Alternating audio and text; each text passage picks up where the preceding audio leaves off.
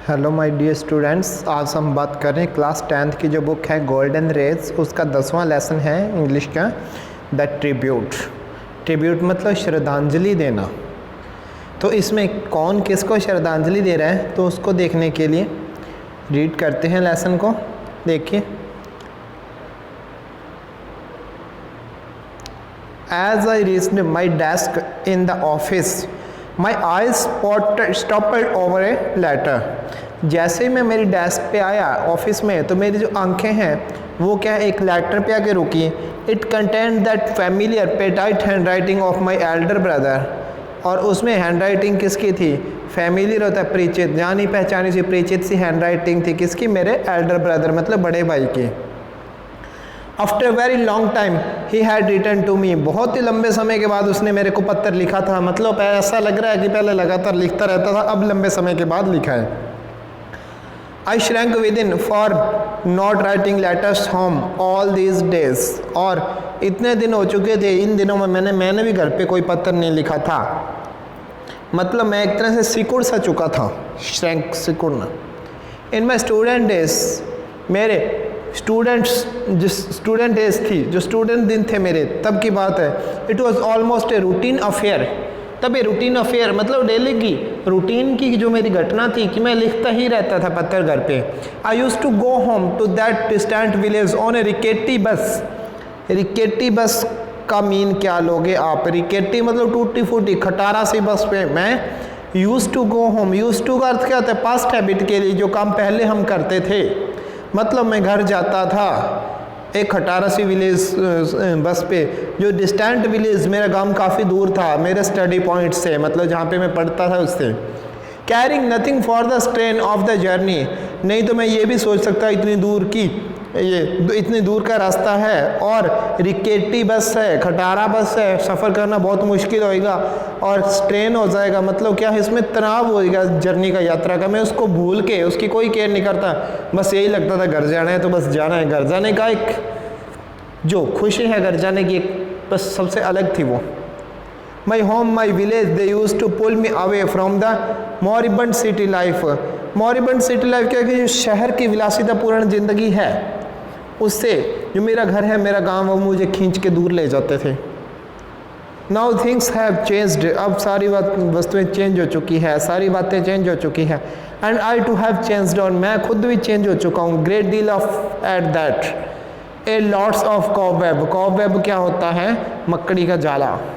Have settled around me, मेरे चारों तरफ बहुत बड़े बड़े जाल, मकड़ी के जाल लग चुके हैं। इसका मतलब क्या है कि वो अपनी लाइफ में उलझ चुका है।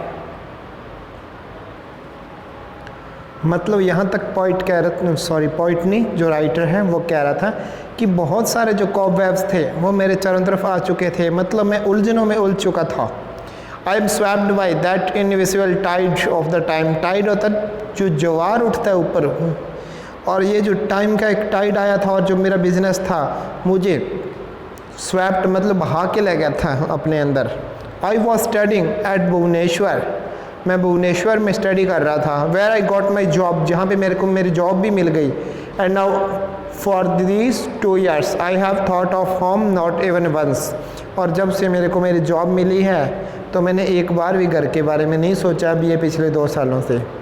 Many time my mother has written letters complaining about my negligence. Negligence क्या होता है? अवहेलना करना। राइटिंग टू हर मतलब बहुत बार मेरी माता ने भी मेरे को पत्र लिखा है कि आप हमारी अवहेलना करते हो, हमारी तरफ ध्यान ही नहीं देते हो।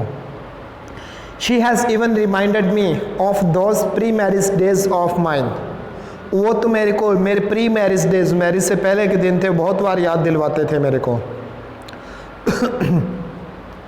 Yet I have never been able to break those strands of complicancy which have coiled around me. Coiled मतलब कुंडली मार चुके हैं, कुंडली बना चुके हैं। मैं कभी भी उस चीज़ को तोड़ने के लायक या तोड़ने में सक्षम नहीं हुआ जो मेरे चारों तरफ कुंडली बन चुकी है। मतलब ये किसी चीज़ में फंस चुका है, अब जिम्मेवारियों में समझो या किसी भी चीज़ में समझो। I have kept quiet to prove that I am busy and preoccupied. और मैंने मतलब ये किसी से नहीं बताया अभी तक, और साबित करना पूरी तरह मैं साबित कर रहा था कि मैं क्या हूँ, बिज़ी हूँ और प्री ऑक्यूपाइड हूँ, अपने काम में लगा हुआ हूँ।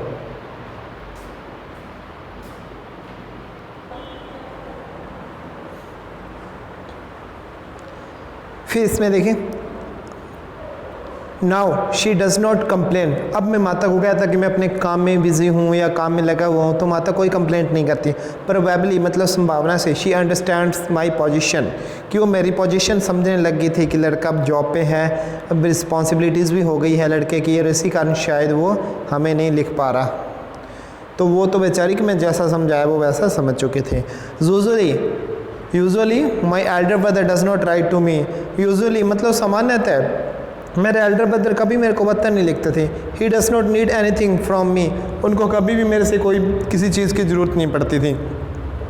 ही has never sought a token from me in lieu of his concern for me as an elder brother. एक बड़े भाई के रूप में उन्होंने कभी भी मेरे से कुछ नहीं लिया, एक टोकन तक, मतलब 1 रुपये तक नहीं कभी से मेरे से मांगा था उन्होंने। In those days when I was student, उन दिनों में जब मैं एक स्टूडेंट था, the only thing that he inquire about was my well being.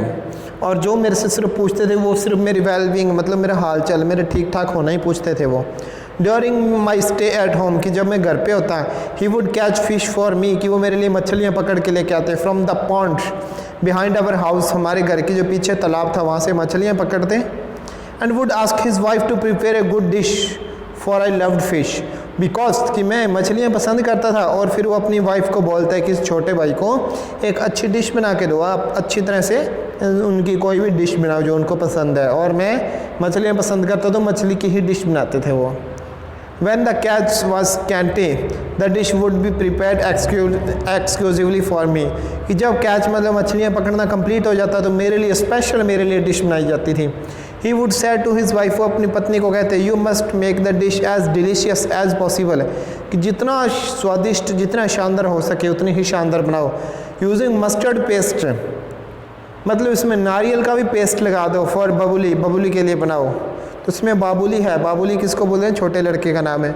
Avon now he is the same man with the same tone of love and compassion, और अब भी वो जो बड़ा भाई है मेरा सेम ही आदमी है, सेम ही आवाज़ है और सेम ही उसका क्या है, धैर्य है, या फिर सेम ही उसका लहजा है। नथिंग हैज़ चेंज्ड हिम, इसमें कुछ भी चेंज नहीं हुआ। एवन हिज 7 चिल्ड्रन, उसके 7 बच्चे, father mother cattle field house hold responsibility सब कुछ सेम है। ही is the same my elder brother, वो खुद भी सेम है। कौन है वो, मेरा बड़ा भाई है। आई हैंडल्ड लेटर केयरफुली, मैंने आराम से ध्यानपूर्वक लेटर को उठाया। He had asked me to come home, और फिर उसने मेरे को क्या बोला कि घर आ जाओ। सम फ्यूड क्रॉप्ड अप, मतलब फ्यूड के तो विवाद, कोई विवाद हो चुका है, आप घर पे आ जाओ, उन्होंने ये बोला। The 2 sister in law had quarrelled, 2 sister in law, sister in law कौन होती है, भाभियाँ, कि 2 भाभियाँ आपस में झगड़ चुकी हैं, दोनों भाभियाँ आपस में झगड़ चुकी है। आवर पैडी फील्ड, हमारे धान के खेत। कॉटेज मतलब जो घर है। And all the movables and immovable, मतलब जो चलने फिरने योग्य वस्तुएं, अचलन जो चल नहीं सकती निर्जीव वस्तुएं, were to be divided into 3 parts amongst us, और हमारे बीच में उन सभी को 3 पार्ट्स में बांटना है। माई प्रेजेंस वाज इंडिस्पेंसेबल, मेरी प्रेजेंस उसमें ज़रूरी थी, उपस्थिति ज़रूरी थी, कि मैं वहाँ पे होना चाहिए था मेरा। It was my second brother who was so particular and adamant about the division, ये मेरा दूसरा भाई था जो वो विशेष रूप से सबसे खुश था डिवीज़न के लिए। He wanted it an cost, मतलब किसी भी कॉस्ट पर, किसी भी मूल्य पर, किसी भी हद तक जाने के बाद वो डिवीज़न मतलब बंटवारा चाहता था। डिवीज़न क्या था, बंटवारा। I finished reading the letter, मैंने वो लेटर पूरा पढ़ा। ए कॉल्ड स्वीट ड्रेंचड मी, मतलब एक ठंडे पसीने ने मेरे को भिगो दिया। ड्रेंच होता है भिगोना। आई फेल्ट हेल्पलेस, मैंने ऐसा महसूस किया, क्योंकि जिस परिवार में इतनी एकता थी आज वो परिवार टूट रहा था। ऑर्फन क्या होता है, अनाथ, मैंने अपने आप को अनाथ महसूस किया। A sort of despair haunted me for a long time, एक लंबे समय से मेरे ऊपर एक डिस्पेयर मतलब एक प्रकार की निराशा छा चुकी थी। हॉन्ट होता छाना। Quite relentlessly I try to drive them away, yawning helplessly in the chair, yawning होता है उबासी लेते हुए, अपनी कुर्सी में उबासी लेते हुए मैंने बहुत बार कोशिश की कि मैं उस उदासी को कहीं ना कहीं भगा पाऊँ। In the evening when I told my wife about the partition that was to take place, जब शाम को मैंने अपनी पत्नी को बताया कि पार्टीशन हो रहा है हमारे, I found her totally unperturbed, मैंने क्या देखा उसको कोई खास फर्क नहीं पड़ा। शी जस्ट आस्क्ड व्हेन, और वो बोलती कब, as if she was prepared for this event to take place. ऐसा लग रहा था जैसे वो खुद भी तैयार थी इस क्षण के लिए कि कब क्षण आएगा बंटवारे का। इन ए वीक्स टाइम, मतलब मैंने बोला एक सप्ताह के समय के अंदर अंदर।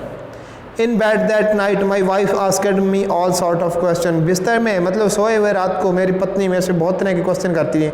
What would we our share, हमारा हिस्सा क्या होएगा। How much would it fetch us on selling it, यदि हम हमारा गांव वाला हिस्सा, क्योंकि शहर में रह रहे हैं, गांव किसी की जरूरत नहीं इनको, कि यदि हम हमारा गांव वाला हिस्सा बेच दें तो हमें क्या मिलेगा, कितना पैसा मिल सकता है। I said nothing for a while but in order to satisfy her, कि मैं कुछ भी नहीं चाहता था, मैं कुछ भी नहीं बोला, लेकिन सिर्फ उसको सेटिस्फाई करने के लिए, संतुष्ट करने के लिए। एट लास्ट गैस, जो मैंने अंत में अनुमान लगा के बोला, it should be around 20,000 rupees, लगभग 20,000 रुपये हमें मिल सकते हैं। She came closer to me, वो मेरे बिल्कुल पास आई है, एंड सेड, और बोली, we don't need any land in the village, हमें गाँव में कोई ज़मीन नहीं चाहिए। What shall we do with it, हम उस ज़मीन के साथ क्या करेंगे, हम तो जॉब में, हमें क्या ज़रूरत है उस ज़मीन की। Let's sell and take the money, कि चलो उसको बेच देंगे और पैसा ले लेंगे। रिमेंबर, याद रखना, when you sell it hand over to me entire 20,000, जब आप उसको बेचो तो 20 का 20 मतलब पूरा जो 20,000 है, 20,000 है, वो मेरे को ही हैंड ओवर करोगे, मेरे को ही आप दोगे। I will make proper use of it, मैं उसका प्रॉपर यूज़ करूँगी सही तरीके से, आप उस पैसे को ख़राब कर दोगे। तो देखो, एक पत्नी है जो वो अपने पति को भी इस लायक समझ रही है कि वो पैसा ख़राब कर देगा, जिसने आज तक परिवार की एकता को बना के रखा है। अगर ये जल्दी से पार्टीशन करवा लो, पैसा मेरे को दे दो, ये एक स्वार्थी औरत की पहचान है उसकी। वी नीड ए फ्रिज, हमें एक फ्रिज चाहिए। You know summer is approaching, आप जानते हो कि गर्मियाँ आ रही हैं। We need go to office riding a bicycle, और आपको ऑफिस जाने के लिए एक बाइसिकल चाहिए। You must have a scooter, आपके पास अवश्य है। नीड नॉट गो टू, मतलब आपको बाइसिकल पे ऑफिस जाने की जरूरत नहीं, अवश्य आपको एक स्कूटर चाहिए।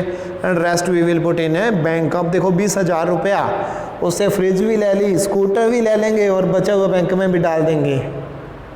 There is no use of keeping land in the village, और गांव में ज़मीन का कोई फ़ायदा तो है नहीं है, कोई काम की नहीं है। We can't look after it, हम उसकी लुक आफ्टर होता है देखभाल करना, ना हम उस ज़मीन की देखभाल कर सकते हैं। And why should other draw benefit out of our land, और फिर दूसरे लोग हमारी जो ज़मीन है उसका बेनिफिट क्यों लें।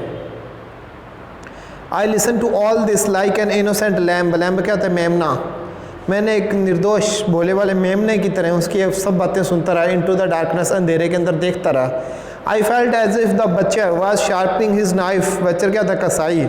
मुझे ऐसे लग रहा था कोई कसाई अपनी नाइफ को, कोई भी जो कसाई है, कसाई क्या कर रहा है, अपनी चाकू को तीखा कर रहा है। हमिंग ए ट्यून, एक गीत गा रहा है। And waiting to tear me into large chunk of meat, chunk होते टुकड़े, वेट कर रहा है मेरे को, कब मैं वेट कर रहा था कि मेरे को कब मीट के बड़े बड़े टुकड़ों में काट देगा वो। And consoling me saying that there is a better life after death, और मेरे को इस प्रकार से मना लेगा कि मृत्यु के बाद क्या है, एक अच्छी लाइफ मिल सकती है। स्टूडेंट्स, आज की क्लास में इतना ही, मिलते हैं कल यहाँ से। ओके, तब तक गुड बाय।